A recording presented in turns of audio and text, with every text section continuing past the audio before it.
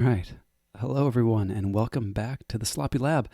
I am JT Russell, and I am here tonight to tell you that the best way to get the last drops out of your bottle of Quick Draw 34 is to tap, tap, tap right on the 57. That is a true story. Works every time. Works Good every evening. time. Good evening. I think I've been out for a few weeks again. I feel like I've done that a lot this year. I'm not going to keep making that a trend, except maybe I will, but it's really good to be back. Good to be back indeed. Yes, it's been lonely around the lab without you. Um, I heard it got pretty sloppy last week. I don't know if the Russell brothers have any other mode. It reminds me, I do have to say that we are joining the Swindle team event for the next season. We're doing like it's a test run right now, and the Sloppy Lab Work has actually put in three teams, which is pretty impressive.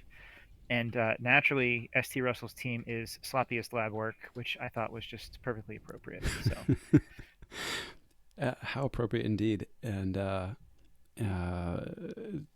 actually, we're heading up Sloppy and Sloppier, the Sloppy and Sloppier yep. wings, and uh, and then Behawk's heading up the Sloppiest. So giving him trial by fire in his first run as a full member. I love it. First run as captain, yeah. Mm-hmm. Mm-hmm. So very exciting. I'm looking forward to this event and the trial run. I'm selfishly looking forward to the trial run to get some feedback on the kind of banning tool, hmm banning and selection tool. There are some rough edges that I know about, but I'm also curious to see what sort of rough edges other folks turn up. I've opened the link to it, but I have not actually used it yet. hmm So I cannot wait to give you some devastating feedback. Come at me. I love it. I love it. Uh, yeah. Well, cool. That's gonna be a lot of fun. Hopefully, we work out all the kinks in this trial run and can hop into it in full swing. Uh, I guess, yeah. Better Call Coda took down the Swindle Team Event 4. Uh, Boy, this Right. one. I thought we had this one. One of us. I thought I I had it. know, I really did. We both had a great regular season, and then I believe I forget actually who took us down at this point. I think Seeker Noodles took you guys down. Mm-hmm. Mm-hmm. Yeah, and I think Better Call Coda beat us. So we had high hopes for a sloppy final, and we ended up both finishing in the 3-4 spot instead. So, but kudos to those teams. Those guys are awesome. They're all super good players. In Better Call Coda, I believe they're an Italian team, and then Seeker Noodles, which is my favorite name, is a French AFK team. So kudos to them. AFK is always like top notch. They didn't take this one down, but very good Mm-hmm. team. Yeah, both of those no strangers to the top tables in the team events. So very cool to see. And hey, welcome Zoc, Data Forge stream in the chat. Good to see you here.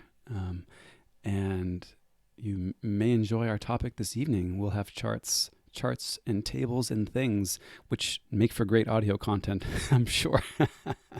We'll give a Zaka shout out later for some of his work that's kind of related to what we're going to talk about. So Yeah, yeah. no spoilers though. No okay, but now how about spoilers? What are we talking about? Spoilers. Okay, spoiler time. We are talking about power creep this week and how power creep has gone in KeyForge. I think it's a pretty interesting and kind of unique case, and you and I discussing it a bit had it sounded like a lot to talk about. So I'm pretty excited to hear your thoughts.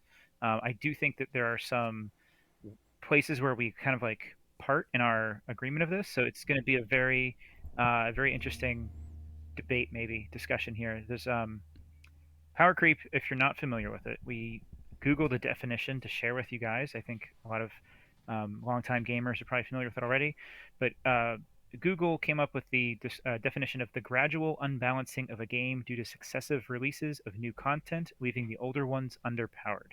Um, I thought that's a pretty good definition.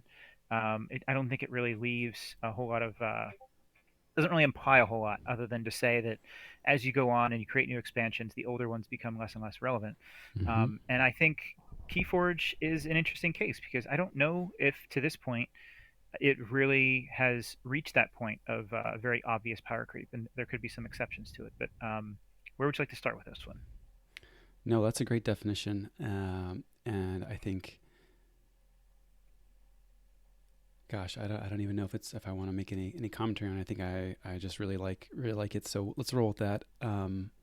I do have one comment I want to make on it, and I want to say that it is not necessarily a bad thing to Mm-hmm. have power creep. I don't. I want us to go into this discussion, and if you're listening to it, I don't want you to think like we need to avoid power creep because it's a terrible thing. Like it's pretty natural, pretty inevitable. Um, you know, it depends on like what level you have of it, like how steep is the power curve going up. So Mm-hmm. I just wanted to say that to kind of go into it and not have any negative perceptions of what it could mean. Yeah, I mean, you can almost think of it as the inflation of a game like KeyForge. A little bit, it's pretty good, I suppose. Maybe a lot is not necessarily healthy. I do think there's uh, I do think there are elements of KeyForge that make it almost a necessity to the long-term health of the game. And I think there are some interesting kind of takeaways for how that should impact organized play. Maybe that we haven't kind of really seen the full necessity of yet, but have some long-term implications.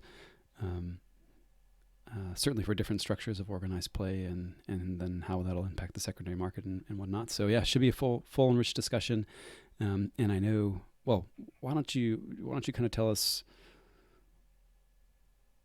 how you come down on this? Because I think you've mentioned that you think KeyForge has done a great job of mitigating it, and don't think there's a ton of it in the game currently. Yeah. Um, Yeah, uh, that's where I stand. So like, there's definitely, like I said, exceptions. Like, let's just talk about the elephant in the room, mass mutation. Like, mhm, mass mutation, I think was definitely some power creep involved there. But if you look at the life of KeyForge to this point, five total sets, if I'm counting right, and mhm, over the life of that, we're not really seeing a very obvious progression of power level. AOA obviously was kind of a step down in most people's minds. Worlds Collide was a decently sized step up. Mass mutation, I think, kind of warped the game a bit more in other ways that could or could not be power creep. And then Dark Tidings was kind of like, as some people might refer to it, the AOA 2.0, where it kind of like went back down a little bit in the overall power level. Um, but it doesn't mean that any of these sets are unplayable, which I think is the interesting part of this. They each offer something different, something unique, and to me, I think KeyForge has done a nice job of capitalizing on creating something that's different and new than the previous without necessarily obsoleting the previous. Now, I have some concerns about the future for some specific reasons that we'll get to in a bit, but like you look at some of the new mechanics introduced and you're offering like new houses or just something, a different part of the experience to make you say like, yeah, I want to play that or I want to explore that more.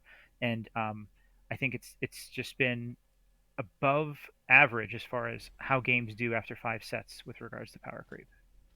mm. And I'm curious too, just as sort of a gut reaction, when you think about power creep in relation to KeyForge, um, are you thinking about it in terms of the decks that the environment at kind of top end Archon games? Are you thinking about it in terms of I open up a random pack and play against my friends, and what's that Mhm. experience like? So there's kind of this like, well, is the average deck going up? Is the top 1% deck going up? And are those different? And does it matter? So Mhm. yeah, I'm curious kind of what That's your takes it, there. it's a great place to start because like framing this conversation correctly is like going to mean everything because I think there is a very big difference between looking at like top end events, like say Vault Tour type events right now, versus going to play at the local game store with your buddies. There's a major difference. I think power creep is very real and not necessarily a problem, but it is an imbalance if you're playing casually with groups of people that don't have a ton of decks, don't have secondary market purchases. But if you go to a vault tour, you're going to see a really good spread across sets, and no set is obsolete at the top tables. There's something in every set that can still show up there, and if you know the decks well enough, it can do some major damage, which I think is a huge plus for the game. Hmm. Yeah, I'd agree that no set is obsolete at the top tables. I think that some sets are better represented at the top tables. And maybe it'll be interesting to see kind of how that's broken down over time.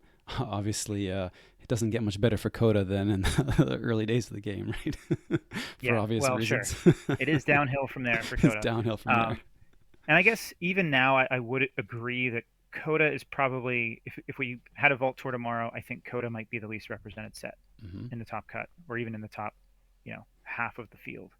Um, I think people are not moved on from it, but I do think that there's a lot of things that don't work as much. Like when Infernus was introduced, it kind of took a lot of the wind out of the Dust Pixie sails. So Hmm. things like that. But let's, maybe that's the right segue. Maybe we'll table it a bit more, but we are going to talk also about the meta, like how Hmm. the meta is different than power creep. Um, Something like Infernus being introduced is sort of like a meta tool that is not necessarily power creep, even though it's a very strong card, but it does something to various Coda decks that makes them, much less able to operate in a competitive field. Yeah, yeah, absolutely. I mean, I think this is a great point. It's not necessarily that an older set becomes less relevant, kind of categorically, but maybe some aspects of that set become less impactful. And I almost like to think of power creep being handled by good stewards of the game, good designers, in a way where you're sort of pushing this pendulum around a circle, as opposed to just ratcheting up a level, ratcheting up kind of the level of the sea. Um, and you can maybe release a set that really pushes the game, pushes the environment in one direction that maybe hasn't been as explored, as in kind of mind in full. And now the environment's shifted, but not necessarily stronger across the board. I think we've done a great job of that. I think you look at Worlds Collide as an example of where all of a sudden the board became much more relevant. Right, in Coda days, you're kind of like who wants this? This gateway is just kind of chains. No one's really looking to play board wipes or board control really, and it became this relevant component of deck evaluation with that set's release. And it wasn't that all of a sudden Coda was underpowered. It's just that different decks or different slices of Coda were kind of benefiting from the new environment. Um, yeah, I don't know if that kind of helps, but I see that as being a very uh, important way to kind of handle power creep in a way that you can introduce like new and meaningful elements in sets without just raising the kind of the power level at the top tables, or even the medium values. You can highlight a particular aspect of the game to kind of shift the balance, as opposed to as opposed to completely unbalancing the Mhm. environment, if you will. Yeah. Yeah. You mentioned Gateway, and that's kind of one example of something that has definitely increased in value over time. And that's a Coda card. You may not have, like you said, you may not have needed a Gateway in your Coda deck when the game first came out, but I think you really want it now if you're playing against Mass Mutation, and probably going to be like that against Winds of Exchange as well. Like the importance of cards like that has, I think, just skyrocketed. And Hmm. this is where I do think that there might be some trouble with power creep and KeyForge, because Winds of Exchange introducing possible like very wide boards with all the tokens we've talked about before. I think that Mass Mutation already set the bar pretty high for how much creature control you need, and I think Winds of Exchange is kind of continuing that. So if those two sets remain dominant in the meta, then I think it almost out of the gates eliminates a lot of, you know, decks from any set that don't have a lot of the creature control. And I think AOA and Coda maybe are like two of the prime examples of not really having a ton of C. And so I do kind of worry about that. Like you might have a deck that's been really good for you for 4 years now, and then all of a sudden, you can't handle like six tokens that come out, or a Deocelis and some other things like that. That does worry me a bit about the game. I don't want to see decks eliminated from contention in competitive events just because they don't have enough creature control. And that like enough is like a changing, there's a changing standard for that. And it's I think getting higher and higher. Hmm. Yeah, I mean, perhaps the kind of like threshold to be impactful as you're pushing that pendulum around maybe increases, and that's probably another way of saying power creep. But it's probably possible to, yeah, you push it too far in a new direction, but to a point where it's just really hard to keep moving things around and keep rebalancing, and you get to a point where I've yeah, pushed something like runaway board state potential so far that that there isn't really a safe way to kind of get back to center Hmm. with a new set Yeah. release. Although I think the flip side of that, I mean, looking at some of the stats we pulled up here, right? So if I'm looking at the top 1,000 decks by set according to SAS, I mean, we see Worlds Collide pulling in 43% of those decks, right? And if there's one thing that I've noticed, you've certainly mentioned to me before, like so many of these decks just have abysmal creature control, right? Mm. Like you see a lot of these really highly rated Worlds Collide decks that have 6C or like 4.3C, and I don't know if it's the end of the world or such a bad thing if those suddenly drop off, and we see the decks that have the red alerts and the axioms bubbling more to the top, and it's not just all tributes and lots and lots of eddies. Um, Yeah. Yeah, this chart that you're showing is really remarkable to me. Like I know that Worlds Collide has a very high amount of decks that have been scanned, well more than Mass Mutation and almost triple Dark Tidings. So like in that regard, it's not that unexpected. But it's like what is that, like a quarter of the number of decks scanned as Coda has? Like we're a third maybe. I mean that's just mhm, really small Coda, but you see the large pie share of the blue there for Worlds Collide. So much of a bigger impact, like among um, the top 1,000 decks by set. So there was definitely, you look at that and you think like, yeah, there's probably some power creep if you assign SAS as like defining power creep.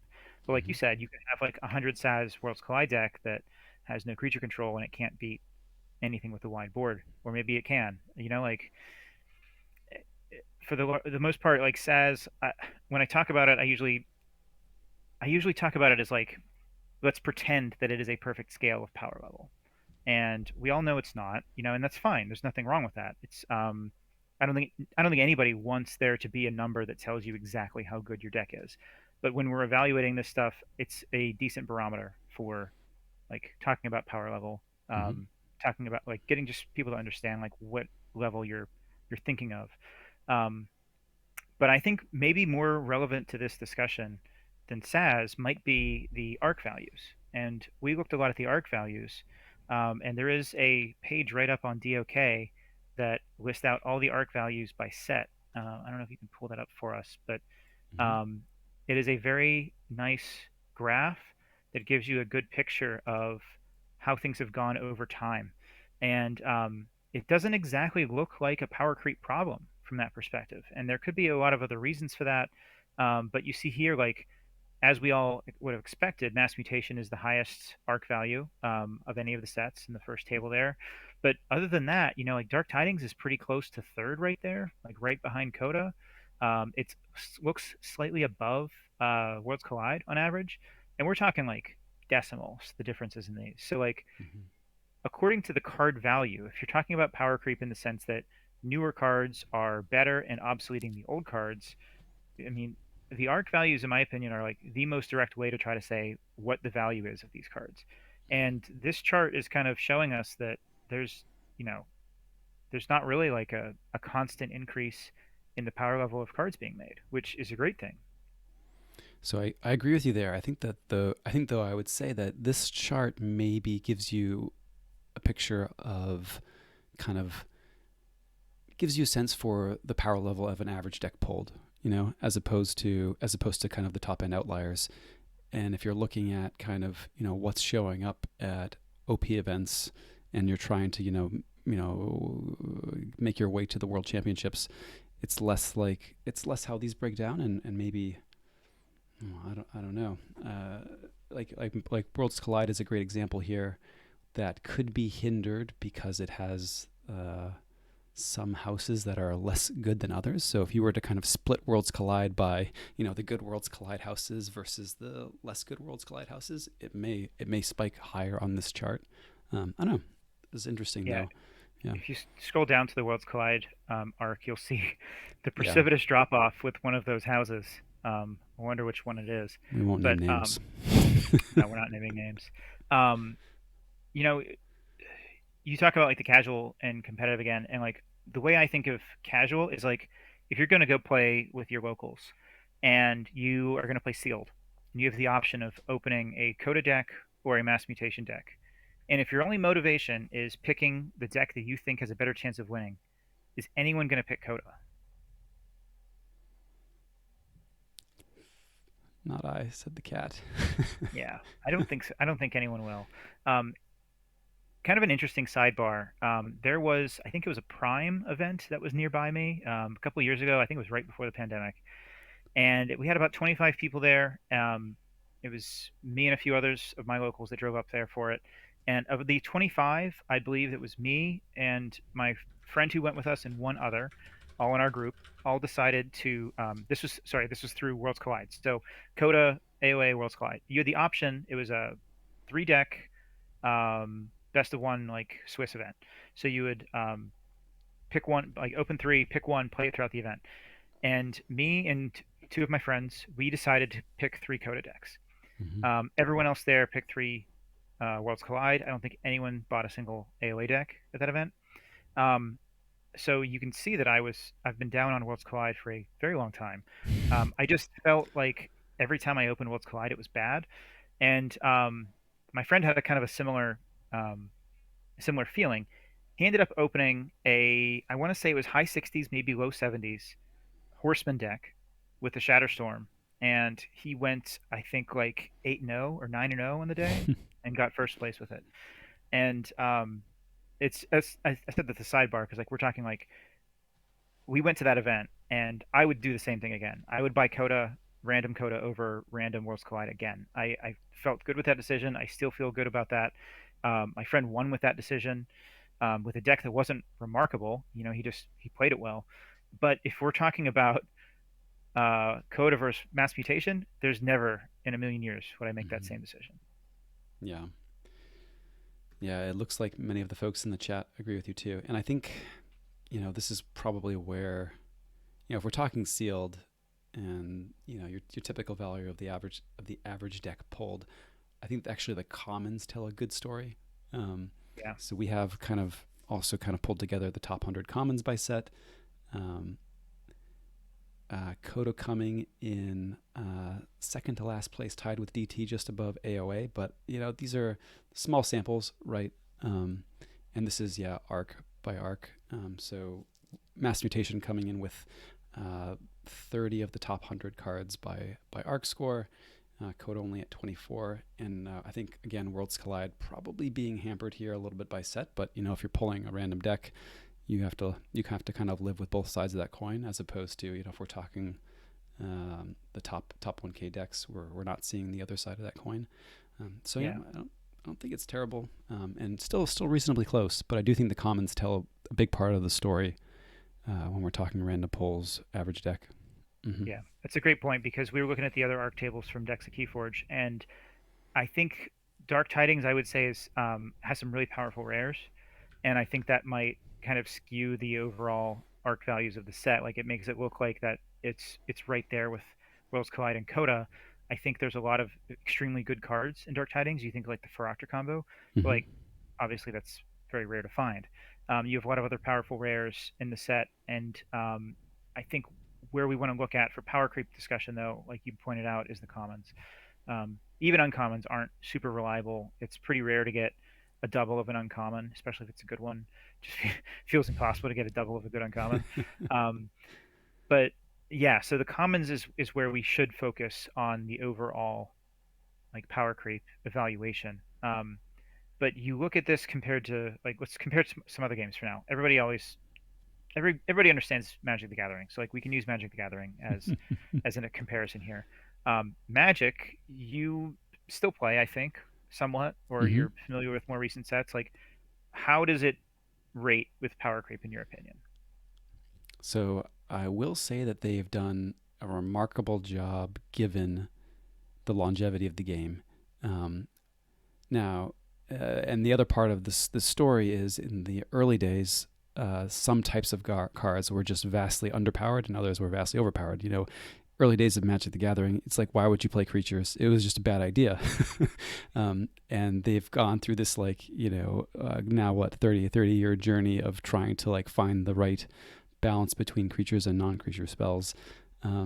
Now, still, that having been said, you do see cards getting printed that are strictly better almost routinely than ones that have come before it. And a game like Magic has this, well, any kind of constructed card game that you consider in sort of I'm gonna call it an eternal setting where you're allowed to play cards from the start of the game through current day, has to kind of worry about these things creeping up.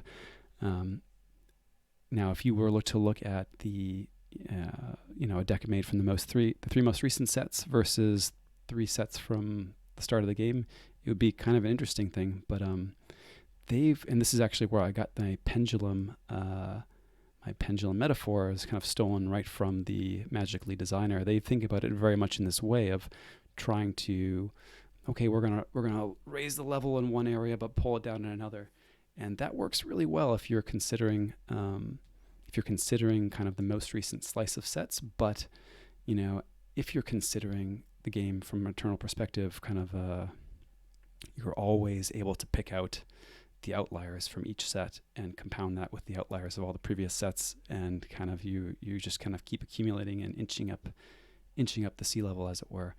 Um, Again, not necessarily a bad thing. You got to sell packs. You've got to give people a reason to open some of the new set.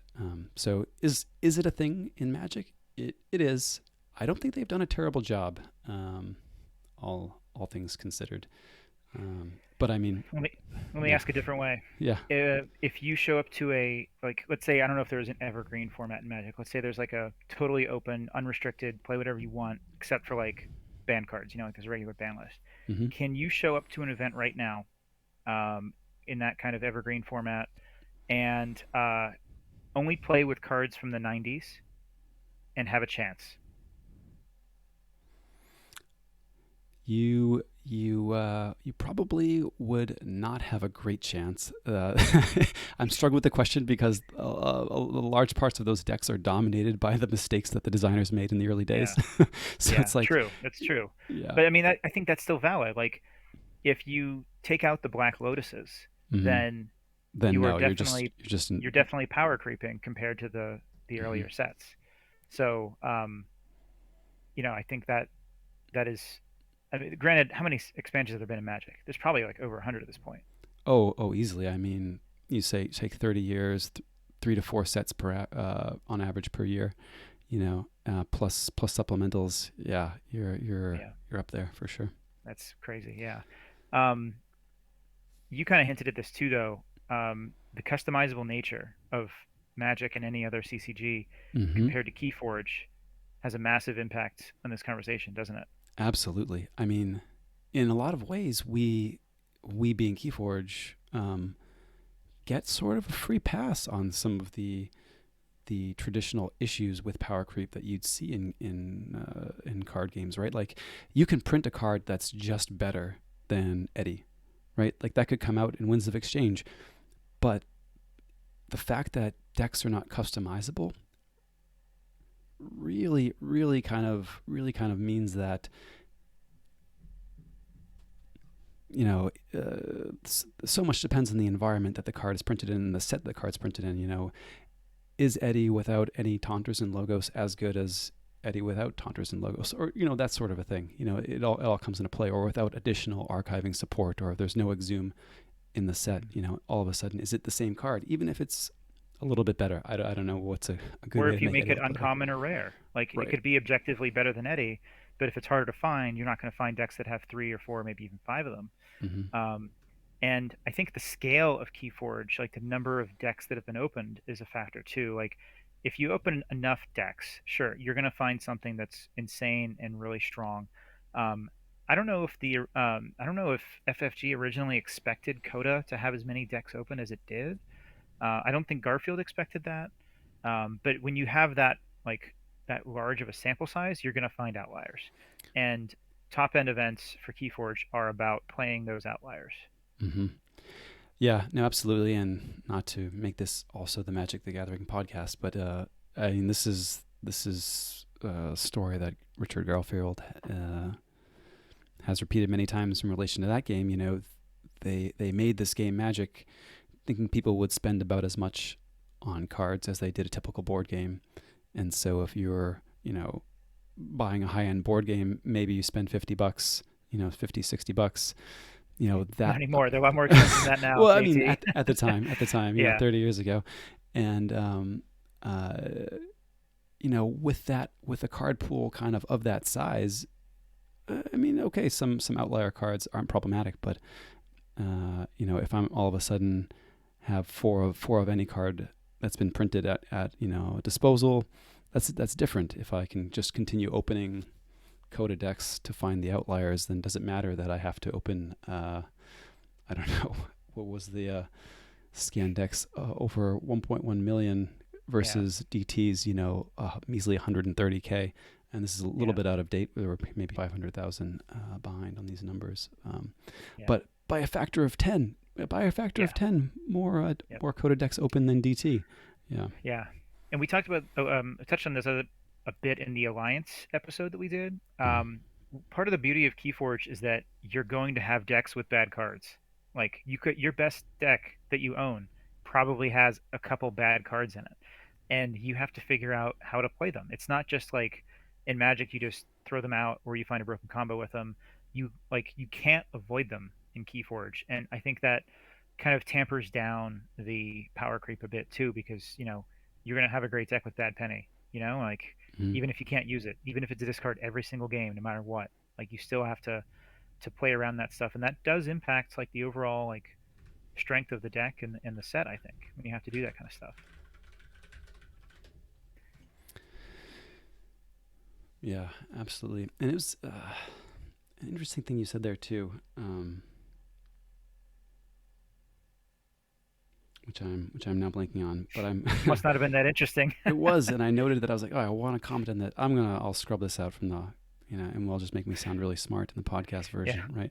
But I'm curious too, like, what do you think is a reasonable rate? Oh, came back to me, right? You were saying, okay, decks that have been opened, and in my mind, I said, okay, decks that have been opened versus decks that have been printed. Mm. I tend to think of a deck as sort of like, as a set, excuse me, as like a deck generator. It's like it's this present out there. It spawns decks. They get scanned, they get folded into the environment, and with each deck scanned, maybe the power level of the environment rises and falls, or there's new kind of forces. But you could also consider it, there's a print run, and these decks are out there. They just haven't been scanned yet. I don't know if that's relevant, but I've been kind of like wrestling with the two different ways, and I think it's It's like Schrodinger's Keyforge deck. Is that what you're saying? Schrodinger's KeyForge deck, yeah, I guess. But maybe it also helps kind of like put some perspective on some of these numbers. Like, okay, I guess it's relevant in very practical terms that only a tenth of the number of decks of Dark Tidings have been open compared to Coda. Um, Yeah. but in terms of from a design perspective, is that kind of meaningful, or yeah, it is practical terms. I guess that's all that What matters. what if Dark Tidings had 10 times as many decks opened as it currently does? Like, where would it be sitting in this conversation? Because, you know, at this point, there's very few people that have a Dark Tidings deck that they would bring to a Vault Tour, for example. Mm-hmm. But a lot of people, whether they play or not still, I don't know, have a Coda deck that they would think about bringing to a Vault Tour. And I think the two sets really aren't that far off in overall power level, but it's really just a matter of how many more decks were open. Like if we had opened 10 times more Dark Tidings decks, I think there'd be a very different opinion of the set among the community. Yeah, I agree. There would be a different opinion. Doesn't look like it would catch up just from what we're seeing here by interpolating out, but it's interesting to consider. And if things had come out differently, rolled out differently, would we just see would we just see different impressions? If we had started the game by opening a million Dark Tidings decks and then kind of came to AOA and kind of Coda was released last, that would almost undoubtedly have an impact on what we considered strong and in the shape of the environment now. So it's hard to play. It's hard to play What If a little bit. Um, Hmm. yeah. Yeah. And then, we look at the card arc and the SAS, and I think a lot of people also talk about with Dark Tidings that it's not entirely refined to this point. There's been no organized play data to update the card values in Dark Tidings yet. There's a lot of three card combos that aren't really captured in Arc and SAS.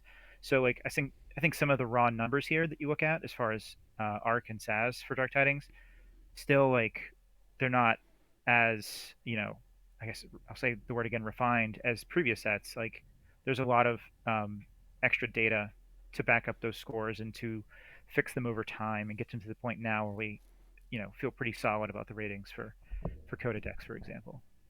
Mm-hmm. Mm-hmm.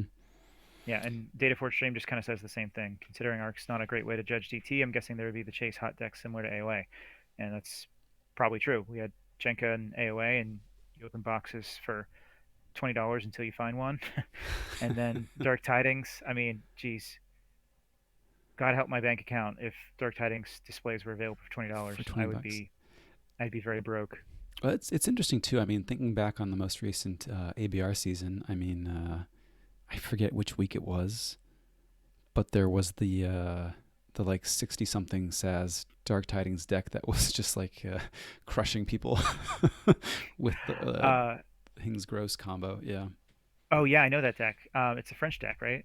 French deck, I think. Yeah, that deck's absurd. It crushed me at the Vault Keeper event. Like 67 SAS Dark Tidings versus like all these 80 SAS Mass Mutation decks. It annihilated me. I don't know. I think it made the top cut. I don't think it didn't win obviously, but it's an insanely strong deck. Yeah. And there's another one that I think it's actually mid 70s maybe or low 70s, but it's a Evil Witch of the Dawn deck that Mm-hmm. like recurs Brend and Chelonia and stuff like that. Like it's just every single turn it just like gets back all of the witches and all of the Brens, and it's just like you need very specific tools to beat it. Um, and just imagine those kind of combos if we had 10 times as many Dark Tidings decks. Mm-hmm. I Yeah. think I think it'd be a rampant combo set. Yeah, and that's interesting too because you say, oh well, this is just a difference of degree, right? There'd be maybe 10x more Dark Tidings set, but that's not really impactful. But I think at some point you get a categorical shift in impact. If that type of combo reaches kind of a critical mass, presence wise, then it just kind of starts to warp more of the environment around it, or pull more of the environment around it. Um, Hmm. so yeah, interesting to think about. What does the world look like? We need like the Marvel What If of the 10x DT. Well, maybe we can use like a Sky Jedi deck generator or something like that, Maybe. and just make 100, make 1.4 million Dark Tidings decks and see what happens. See what happens. Yeah. Yeah. Uh, Have I been saying 10 times? It's actually, isn't it? Is it 100 times more? Um, looks like 10x, but I'm old. Let me see what my Oh, it is. It's 132,000. Never mind. I was thinking it was 13,000. Um, yeah, that's a great what if scenario. Is just get a recreated algorithm and make 1.3 million Dark Tidings decks. I would love to see that, and like put SAS values on them, see what kind of combos there are in there, like see how many decks you can find that have Mind Over Matter, Rooftop Lab, and three PI Sweepins. Stuff like that. Um, there's so many of these crazy combos that of like one famous deck now in Dark Tidings that has that combo. Like Dave C has that PI Sweven deck, mhm. and I think Dataforge says that Desiog from French player has that Hings and Gross deck, and I I forget the name of the player that has a really they have a really unique name that had that witch deck I was talking about. Like these are Mhm. like one of a kind decks, and I think that's partly because there's just not been that many decks opened. Yeah, yeah, very fair. It would be interesting to see. I think the real interesting takeaways from an experiment like that would be some of the secondary effects that would be really hard to capture or really hard to kind of role play out. You know, like okay, we could start to see the spawn rate for some of these cool combo decks, um, but then what you care about next is, well, what does that mean is still viable or becomes more viable from Worlds Collide or Mass Mutation? Does it have an impact there? Mm-hmm. Yeah. Something else that actually we could. It's been an interesting conversation Sloppy Lab has had this week is the the Crucible Tracker. If Mm-hmm. you guys remember, that was an amazing tool for learning and evaluating. Um, it would actually break down your win percentage by set. It did a great job of kind of showing you, at least by set, what your deck's weaknesses were. It gave you tons of other stats, and there's been talk amongst the smarter fellows on Sloppy Lab work um, about bringing this back. And so it's something that we're considering, and I think we're going to be sharing a little survey again. We love our surveys with you guys here. We'll maybe share it tonight or tomorrow with the public, just to kind of get some feedback on the tracker itself, and what you guys think about it, what feedback you have on it, what you did not like about it before, what we could fix with it. Because I know it was a bit of a controversial tool for a while, but not for the replay, in my opinion. I loved sharing those replays with friends and teammates and having a look at it and seeing what I did wrong, that kind of stuff. But I bring it up because I think it's able to kind of teach us about power creep by like that tool that it offered of seeing your win percentage by set. I remember I had some very strange splits with decks. I don't have an example at the moment, but like some decks from like Worlds Collide or Mass Mutation had an amazing win percentage versus Coda and Worlds Collide, but like Mm-hmm. very low versus AOA. And like, what does that, what does that kind of stat mean? Um, I thought it was a really interesting tool for that, and I think it does tell us a little bit about power creep as well when you kind of can analyze on that level. Mm-hmm. Yeah, I'll be curious to hear what folks think. I've seen some kind of like very promising early steps, and I agree with you too. I care a lot more about being able to review games, replay them, share kind of scenarios with teammates, and get their takes than maybe some of the features that were kind of deemed more controversial before. So I don't know. We're trying to be hopefully reintroduce something that will be a really useful tool to the community, but do it in a way that folks are going to feel good about too. Um, so so yeah, look for that. Look for that to come. Look for that Yeah. survey to come. Yeah. I think we also want to give a shout out to DataForge Stream in the chat here because they've been starting a TCO Meta Watch on their show. Mm-hmm. JT, you can probably talk about that a little bit better than I can. Oh, I've been finding it really interesting. I'm curious to see where it goes. So yeah, shout out to Zoc, shout out to DataForge Stream, twitch.tv/DataForge Stream. Uh, this segment caught my eye. Just kind of keeping a pulse on what folks are playing in the competitive queue, and I think we're kind of in a data gathering phase right now. But I'm really interested to see how some of these trends play out, and what can we kind of learn from them. I don't know, Zoc, if you're interested, but I'm like toying with the idea of making a bot to kind of record some stats and such. Maybe we'll have a little collab, data forge, some sloppy data forge. I don't know. Although also second, tangential, unrelated, semi-related. Um, I'm it was like I have a bot that logs into games, like says hi, like loads up a deck, maybe can make some random actions, and it's like it boggles my mind that there are not just random bots out there spewing spam. Don't get ideas, folks.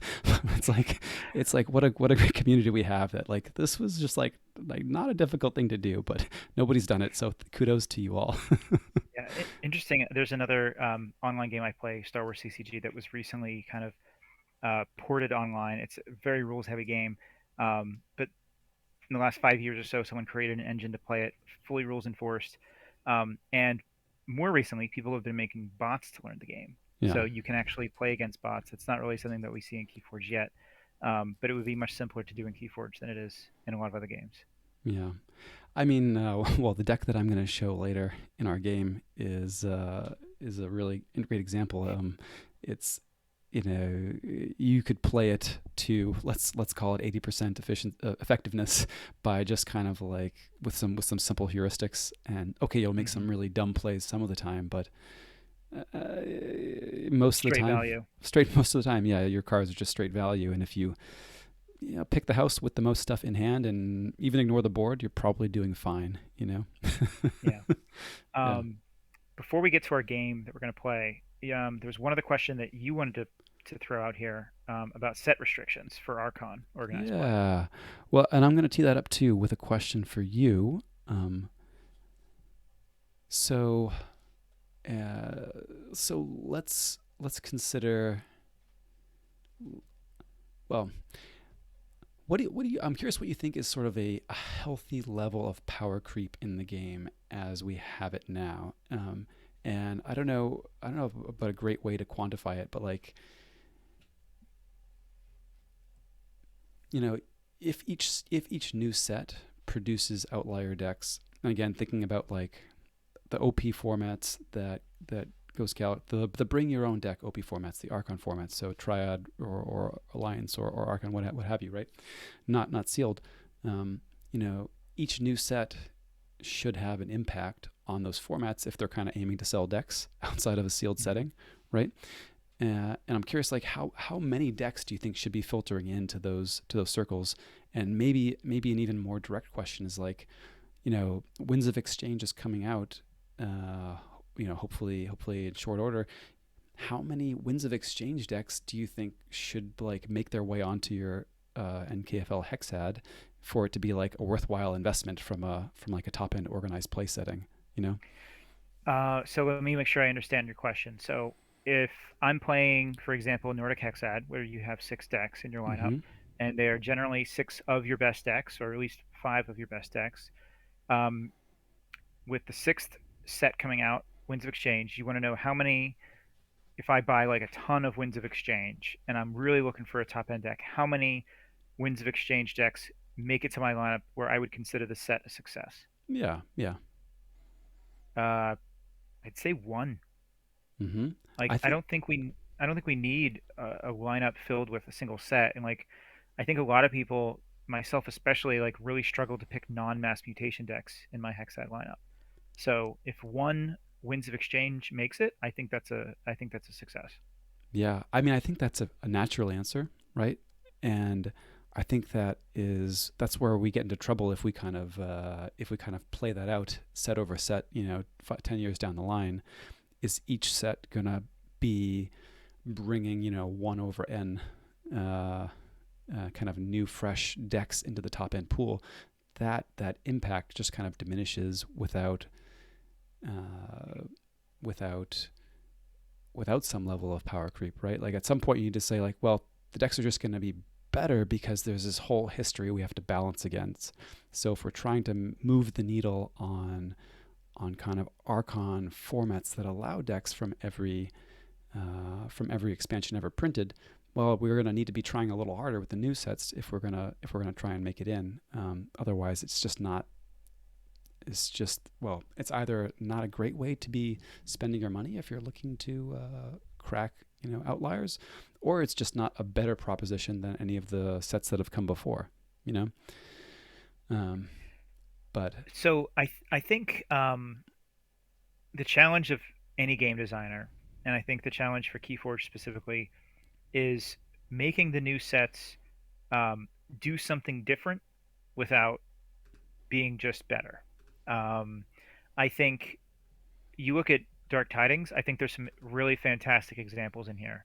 A lot of the kind of Coda type cards that they remade for Dark Tidings to be similar effect but different, and I think in a lot of ways more powerful, like Chelonia mm-hmm, versus Hunting Witch.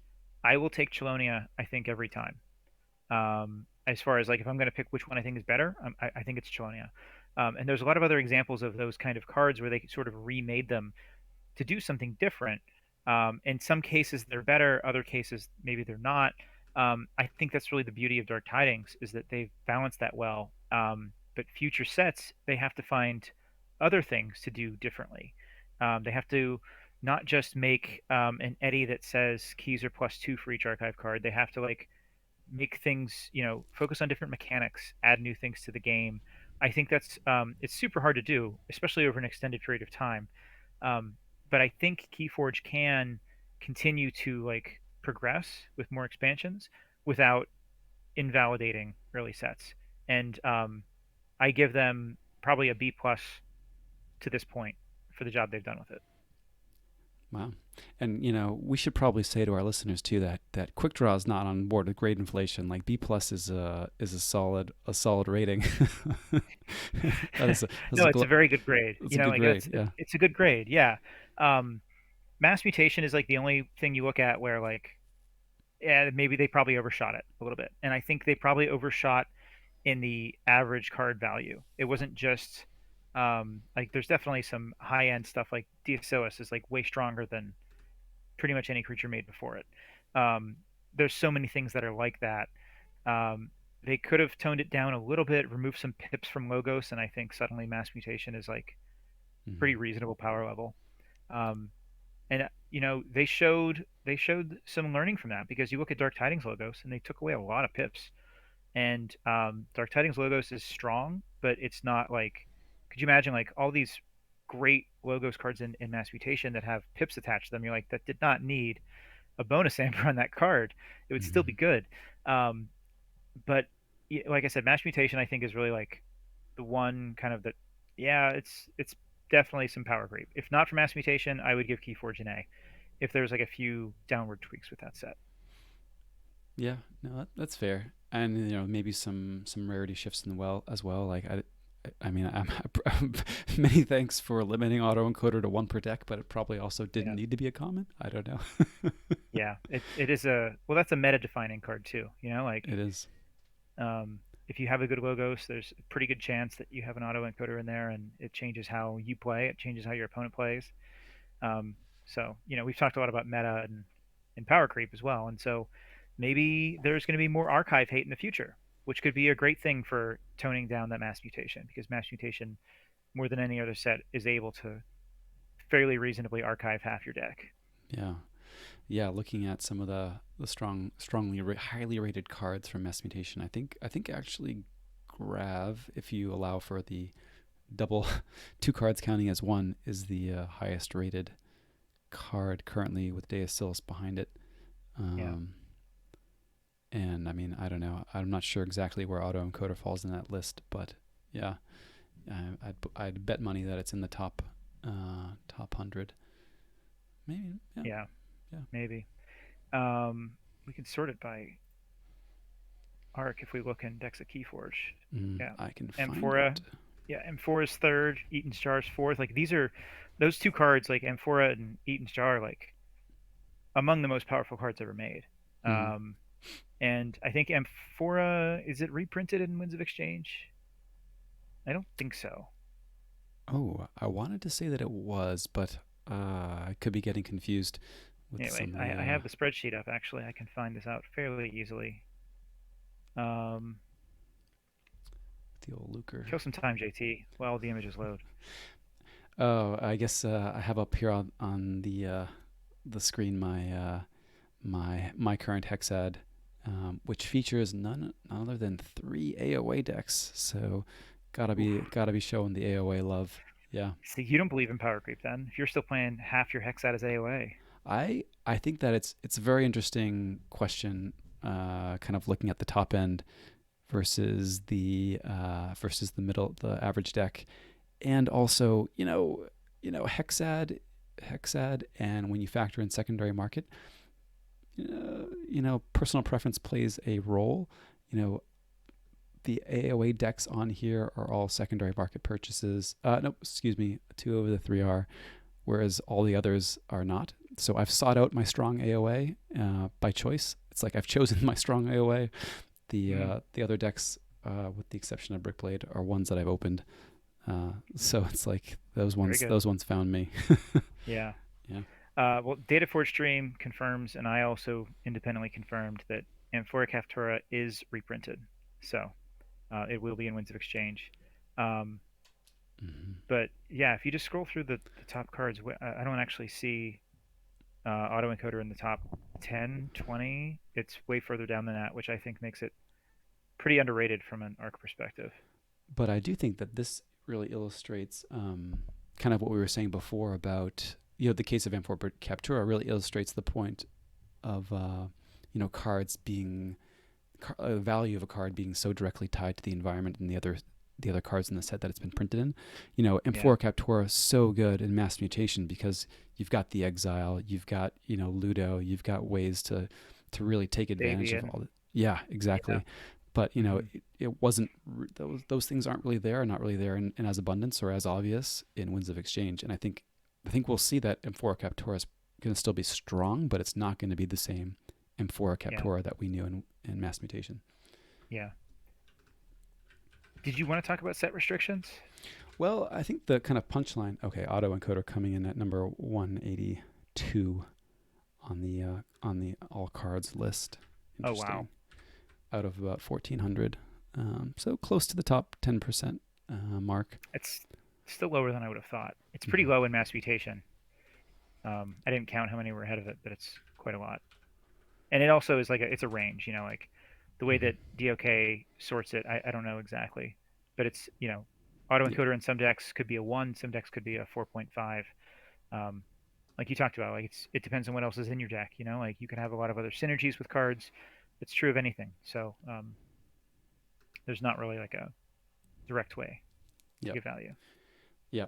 Um, but I guess where I was going with that and kind of the line of questions in general was I do think that set restrictions are a really natural way and like a healthy way to not hold yourself to having to print decks that can stand up to the long tail of the history of outliers. Um, and I wouldn't be surprised if at some point we saw high level OP, the the world champs or the regionals and what have you leading on there, those having some sort of set restrictions, limiting yourself to the past three, or six or what have you. I mean, maybe we will see some vault tours allow decks from kind of all of KeyForge's history, but I feel like it's almost too good of a way to sell decks to not Hmm. happen eventually, and it's almost too good of a way to mitigate uh, some of the weight of that long tail in terms of managing power creep.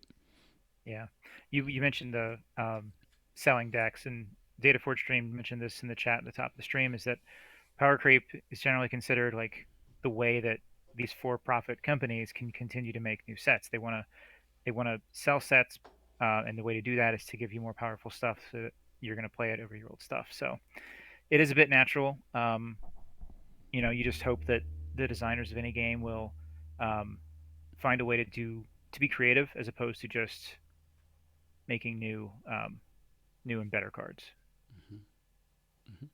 And and it's also just kind of interesting too. And my kind of closing thoughts, maybe before uh, we play a game, or if you have anything else, even if there are no new sets printed, if you kind of only consider the decks that have been scanned currently, I mean, every time you open a new banger, it's like your hexad has ratcheted up, and in some sense, the sea level for top level Archon has gone up a little bit.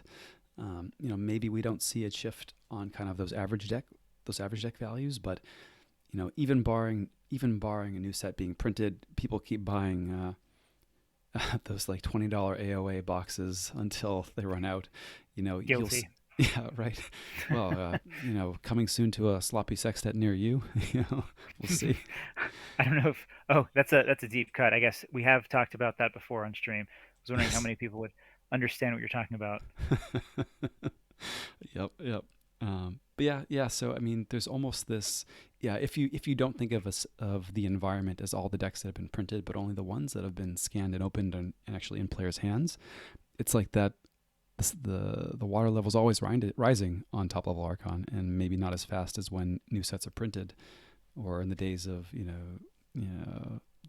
these Coda decks being opened like candy, I guess. But yeah, yeah, Yeah, it's still going up.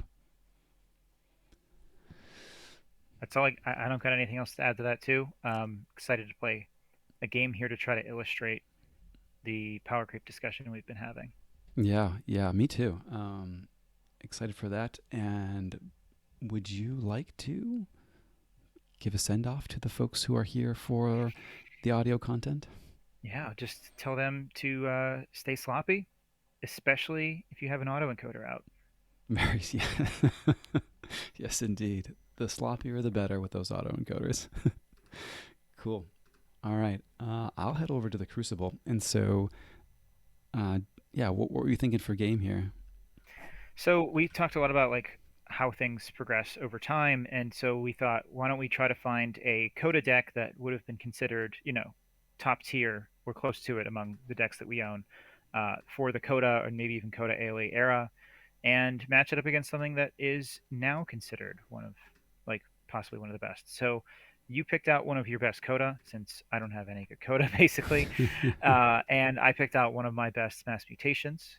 And so it's somewhat of a rigged lottery here. I am trying to do anything I can to get a win on stream against you, and I hope this works. And it might just backfire in my face. So the Coda deck I have is no slouch. No, it's definitely not. So we'll see. This could be fun. And we're gonna have all sorts of egg on our face if you don't win. Like I will have egg on my face. I mean, well, half and half. I kind of hedge my bet by saying that I think KeyForge has done a pretty good job with power creep. So mhm. um, I might come out of this okay, other than the fact that it's probably been like 6 months since I've beaten you on stream. We shall see. We shall see. All right. Good luck. Have fun. Enhancement's not Yeah, good luck, verified. have fun. Oh, I'm going first. It's over. So I'll That's a It's the just major advantage. just to introduce my deck that I've talked about before. I'm playing my Coda Combo Greave, not my Mass Mutation Combo Greave, um, and a very high expected amber deck. Lots of stealing. This is a heist deck through and through. Um, is looking to steal, looking to rush that amber, hoping that its meager board control can suffice long enough for it to get over the finish line, which it usually does a decent job of doing. So Yeah, let's see. you've got 21 pips, which is going to be a very good counter to this one. But I am playing Aigirin Artisan de Pebparva. It is a mass mutation. It's got the autoencoder, which I hope to see in my opening hand. It's got double Fangtooth Cavern, and a great combo with the autoencoder is double Resurgence. So just keep discarding those untamed mutants and take them right back, and then probably discard them again. Um, and then overall 13 mutants, 2 Kurzaps, so pretty good. The deck really needs to get rolling early. It kind of needs the autoencoder early. Mm-hmm. Um, I have had trouble against Rush, particularly Coda Rush, and yours is essentially Coda Rush. Like when we talk about Coda Rush, we usually think about Untamed, and you don't have Untamed, but you still have 21 pips. So probably a tough matchup for me, is what I'm going to say. Already limping to the first tee.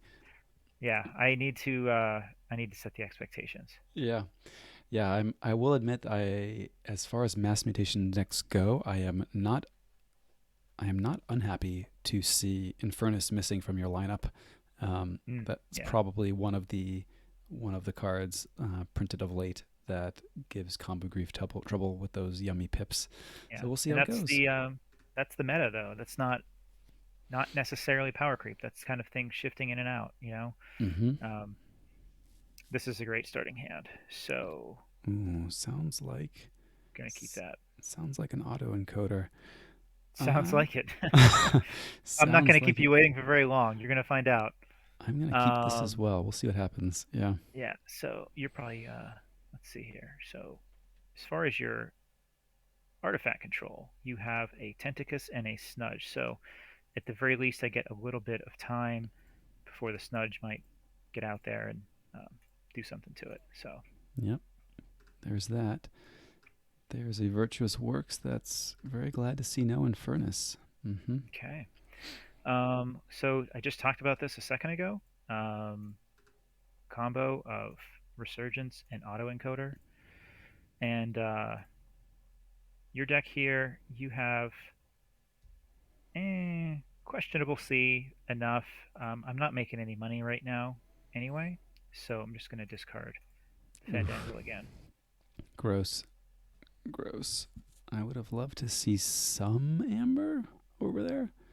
Really awkward. Mm. Yeah, I bet you would. So now, question time. I mean, I think I'm just going to move some cards. So, Ghostly Hand comes down for little value. Urchin comes down and is very sad, and we are going to discard this routine job. So this would have been a very Oh, yummy turn.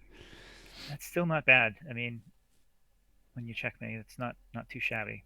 Mm-hmm. This is where I think our team kind of differs in the philosophy compared to everyone else. I think a lot of people want to just play your pips even with autoencoder out, and I don't think I'm going to do that. Especially since you have a little bit of stealing. What else you got? You got another routine job. You got the two relentless whispers. Um, yeah, you've got the Schuler. Um, so as another counter to control the weak, I can just keep discarding stuff. So um, I could have taken you off check with like a lucky dice and a mug, but I would rather get my archives up to 8 right now and try to set up a bigger turn. Okay. And meanwhile, I've dodged the sting for the moment, so I'll take that. You have, yes. I would have played that one. That's a pip that would have come down, yeah. All right. I would not have minded seeing this later, but we'll run it out now and send you back into shadows and play this charrette and discard and arise. Yeah, so believe it or not, I have very little shadows among my 14 cards. Um, so little that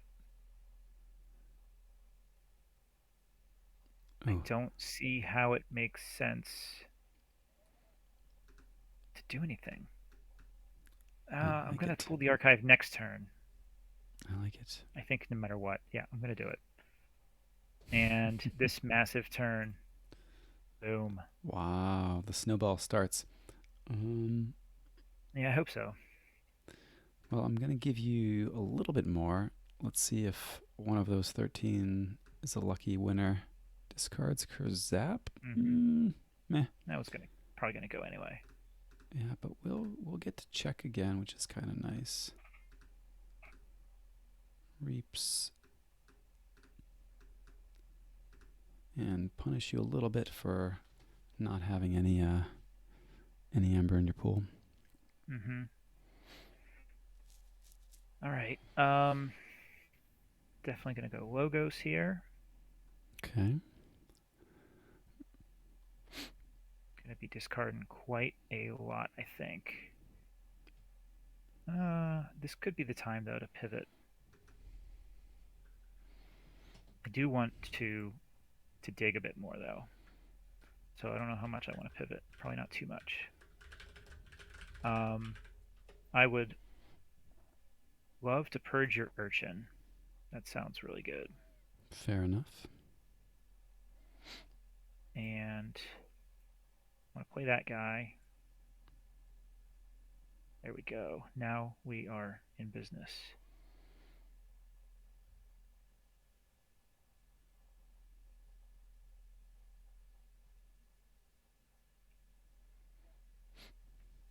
And we'll take you off check. Cool.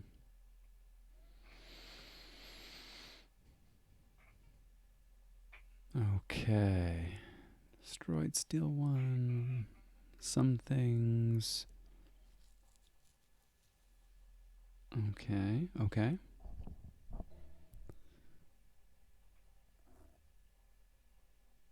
Hmm.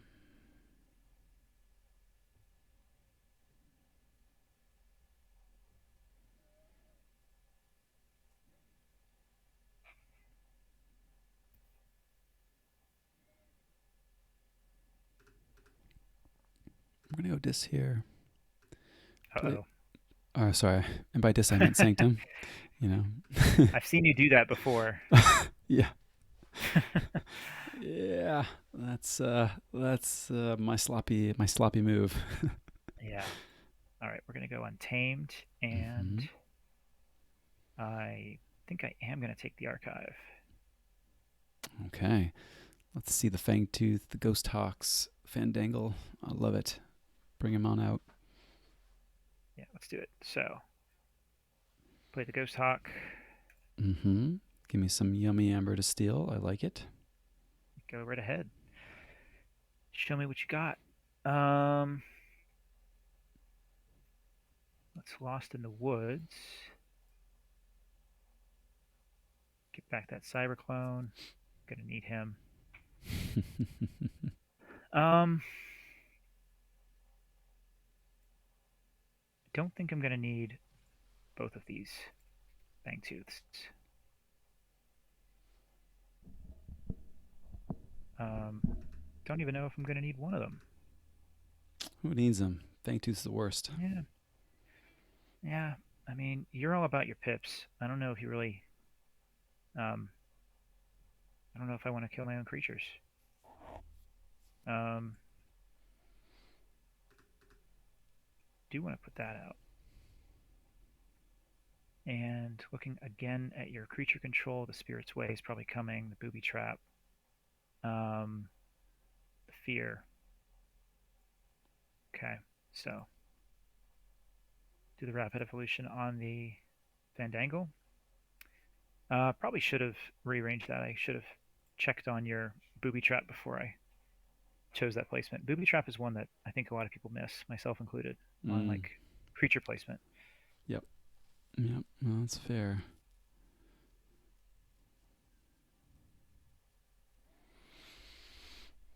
Okay. This one's been burning a hole in my hand, but I think it's time. Okay. It's good. And a few other pips. You're at 10 now. Okay. We'll go Shadows. Hmm. We'll take it. Let's see that We've sting. got, yeah, we've got the Sting. And you probably got a Doorstep burning a hole in your hand too. So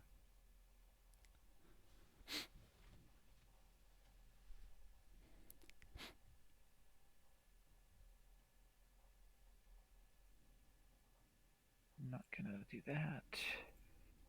I am gonna look over there Okay. to the Rad Penny for another one.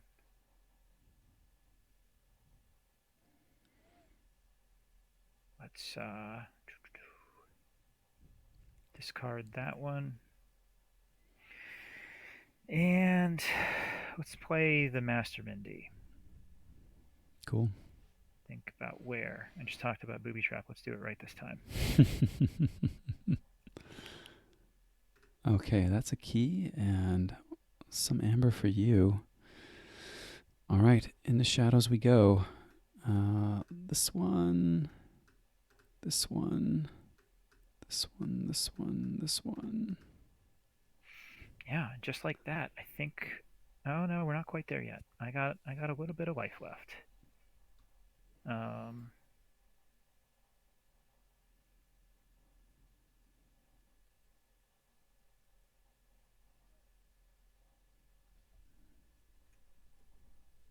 Here comes the Pismire. yeah.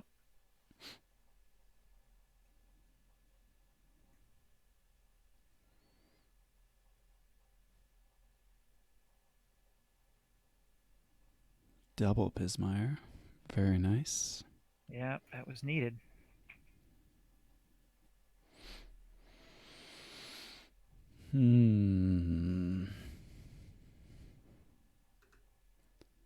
So this is interesting. Yeah, without key cheats, I don't think I can come back into this one.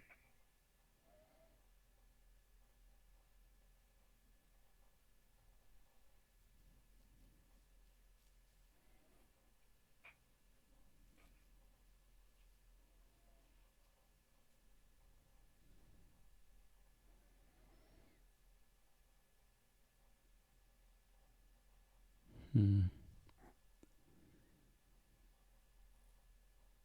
Interesting.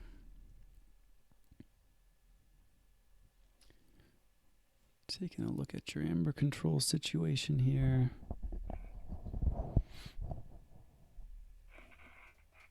Got some bow, which got discarded and redrawn. Opportunist.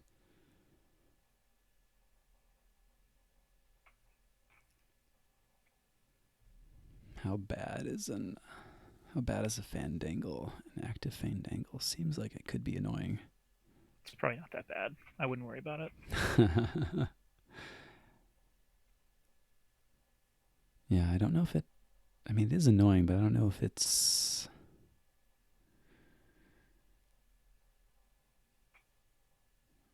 Yeah. All right, we are going to go. Are we going to do this? Yes, we are. We're going to go dis. We're going to go dis. Take out this fandangle.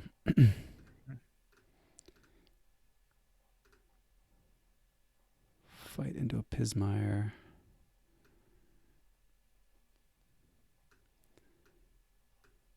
Bounce the other one. Play a snudge. All right, so at this point, I have to take you down by 3, or I can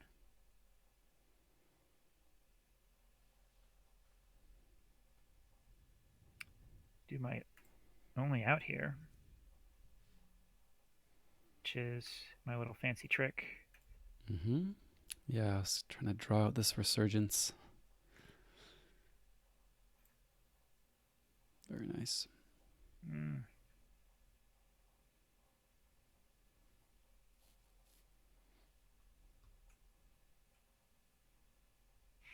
Hmm. yeah. That's interesting. All right, so now definitely shadows. Booby trap hits here. This comes down. Steal 2. Mm-hmm. We'll get a fight and a reap. Yeah. Well, I think that'll do it, obviously.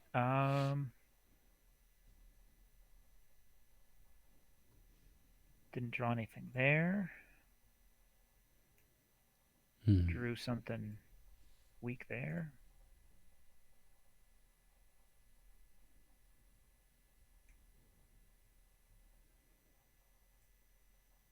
Yeah. Good game. That's Okay, good game. 3 keys to 0 there. That sting didn't quite come early enough. Um, also couldn't tax for it either. I think you got rid of the Pismire. I was hoping that you would get to. I think you were at. You could have forged for 8 there. Um, I only had one Pismire left, so it would not have stopped you. Mm-hmm. Um, so I could have opted to play this thing first to get 6, or to play the Pismire and make you forge for 8. I maybe chose wrong, but um, like I said, it's hard for this to come back from that without a key cheat like a key frog. Um, so I was in a bind there already. Boy, a key frog in this deck would be bananas with the double fang tooths, the Yeah, resurgences, and the sting. Yeah. yeah, that would be. You're right. Mm-hmm. Well, that's what Alliance is for, right? Although you have to give up the resurgences and the fang tooth. I don't know, but yeah. Oh, more or find one with it. But yeah, I Yeah. don't know. This maybe illustrates your point about how they've done a decent job of mitigating power creep. I think this was a bad matchup for your deck, perhaps. Hmm. The Yeah, rush there. but Um, that's okay. Like we talked about having new sets do different things. It's okay to have bad matchups. mm-hmm, That's KeyForge, like um, the point is that I think is great for KeyForge is that this Coda deck that you have is still perfectly valid. mm-hmm, Um, this is an 88 size mass mutation. It's a pretty good deck. It's just like we said, a bad matchup. It's not like it's a overrated bad deck. But the fact that you can still bring Commugrave to face some of the more powerful or at least highly rated decks from other sets, later sets, I think that's a huge positive and a testament to the KeyForge design. Yeah, absolutely. And maybe I don't know, maybe it kind of shows some of the beauty of KeyForge as a racing game. You know, at some level, if you were kind of considering the fundamental turn for a set, for like the typical decks for a set, or even the outlier decks, if you're racing and against a goldfish, you're getting to check at key 3 in turn 6 through 8, then you can't go too far wrong. And so maybe there's a little bit of kind of, I don't know, protection from too much power creep kind of built into the premise of the game, and how it is kind of positioned as this racing game. Yeah. Interesting. Yeah. So, how long were you holding the doorstep that game? I only just drew it. Hmm. I only Yeah, just drew it. I didn't even go back into shadows. I would have obviously pitched the sting at that point since you had two keys, but didn't draw into any more shadows really. So it's another tricky part of that one. Obviously, the key frog would be nice. Data Force Dream points out an EP would be good too for delaying Mm-hmm. until I can find the sting. Um, but the sting with the two Fandangles and the two Resurgence can Yeah, get pretty nasty. for sure. Yeah, I've seen some of your games. This is in your NKFL lineup, Yeah, it is. where it's done really good and played against it before, and that's just bananas. It actually got me my only win last week in my NKFL match, and it's interesting. It was against a Coda deck, which my opponent was, chatting with me after the game. He said that his Coda deck is like a library access triple wormhole, triple mother deck. He said it's usually like his free win deck, and I was able to take it against it, which made me feel really good, even though I lost the match. But um, it's yeah, it's matchup dependent. Like it wasn't quite as much rush as Combi Revere, but it was still a pretty good amount of rush, and he did have a Chota with a lot of untamed stuff in it. But I managed to kind of like stall it enough and get some amber with the sting and take him off check just for the and just in time for the last key. Very nice. Yeah. You played around the steel very well at the beginning. I had some things line up well, but I mean, I probably pitched 4 or 5, or played urchins without value, Yeah. routine job without value. Well, that's a good example of like, people when they play autoencoder want to play the pips. Like it's so tempting, Mm-hmm. like um I could have that turn that you forged your first key, I could have played bow and then the lucky dice to capture. Okay. You would have stolen that amber right back, and it would have, maybe it would have let me find the sting, but the sting was in the bottom half, so I don't think I still would have had it in time. So I feel like there's a trap sometimes when you have an auto encoder out and you think like, man, but this card does something, like I should play it, Yeah. but it's not the sloppy way. Not the sloppy way. Yes, right. A B C D, as it were. BCD, that's right. Always be card discarding. Yeah. It's actually kind of funny you say that, because there's been some non-autoencoder matches where it's just like been absolutely right to discard all these creatures. I mean, there's Yeah, like, yeah, yeah. Well, anyway, fun times, good game. yeah, good game. Maybe I'll win in 2024. We'll see. Keep looking It for it. won't be it won't be next week. I know that. I will be out again next week. Probably getting sloppier here with ST Russell filling in, is my guess. We'll see. Yeah, if he's around, it'd be cool. But Yeah. I dig it. All right. Yeah. Good game. Good chat tonight. Hope you guys enjoyed it. Yeah, and thanks to folks in the chat for hanging out with us. We're gonna sign off here. Till next time. See you around the lab.